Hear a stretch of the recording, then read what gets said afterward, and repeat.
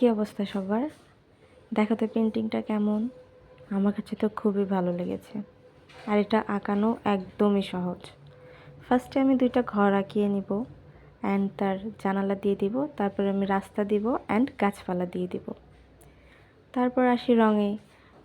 এখানে আমি প্রায় অনেকগুলো শেড ইউজ করেছি। ফার্স্টে আমি এই দেওয়ালে অ্যাশ কালার টাইপের একটা কালার দিয়েছি, তার উপর দিয়ে হালকা একদমই হালকা ব্লু কালারটা ইউজ করছি, স্কাই ব্লু কালারটা। আর জানালা দিয়ে আমি ব্লু কালারটা ইউজ করেছি। তারপর আমি বাসার যে ছাদ, ওই ছাদটা আমি ব্রাউন কালার ইউজ করেছি।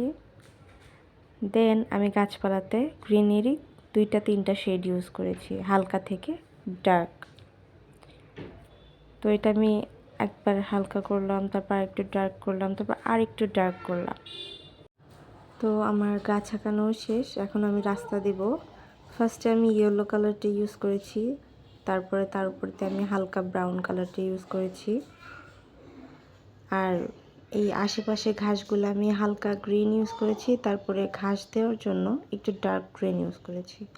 অ্যান্ড মাঝখান দিয়ে আমি আবার ব্রাউন কালার ইউজ করছি রাস্তার মাঝখান দিয়ে। দেন আর একটু হালকা একটু ডিটেলসের জন্য আমি ছাদের উপর দিয়ে একটু ব্রাউন কালার ইউজ করছি।